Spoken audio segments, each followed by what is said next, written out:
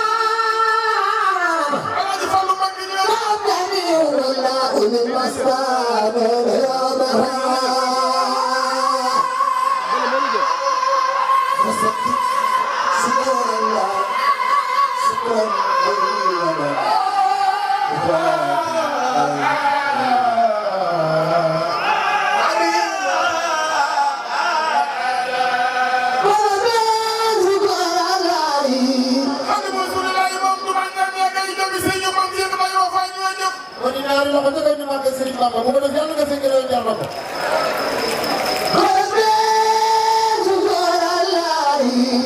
ay moom moom ñëpp ay moom fay damay moom seen na bu ñaay moom mi siy jeex ay may ko moom mi siy jeex ni ngay fay ñoo ñëpp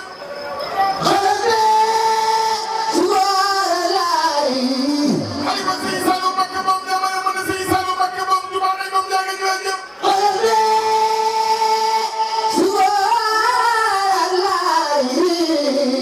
ay ma siy jeex makk siy salu makk yaa ngay jàmm ñoo ñëpp قصد شكر الله شكرا مطيبا أقدم خير الخلق بالخلق والخلق قدمت بتقديم العلي يا رسولنا ورسولنا يا ناصر الحق بالحق قد أمسى اللياتي لنا الله خلفا لخير سوى من كرم من المرء يا أهل الخلاء وهي جنة بحسن الباقي وعلى الرفق قراءاتها كنزي قراءاتها كنزي قراءاتها كنزي قراءاتها كنزي قراءاتها كنزي قراءاتها كنزي قراءاتها كنزي قراءاتها كنزي قراءاتها كنزي قراءاتها كنزي قراءاتها كنزي وجهي وإلتي أنيت بها كوني لدى الله صادق خلت الداء من مجلس الداء بعدي بها وأبيت بسوء في ونكي خلت بها أيضا ولنفس أيضا وصدت بها لله في الفقر ورقي حمل له حاجاتي حمل له حاجاتي حمل له حاجاتي حمل له حاجاتي حمل له حاجاتي حمل له حاجاتي حمل له حاجاتي لمن جاءنا بها وإني بها أمر خديم مالقي مكتوب برب مخجل الموت واليمين بمد الذي أمضى أزل الفرق كالخمي مرمي حاجاتي ربي تواجه بأمري والسكر ولكان بسكري مربي كوني عبد ربي قديم من أقاتل بالسر والبذاب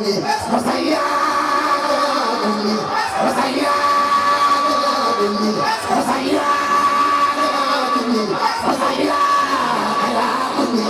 مساياك يا كني نور كني خرجنا ولكن عجلت أنزل والنصر مقامات خير الخلق عن خير ربي مخيبة فلتقرأ عن سورة النجم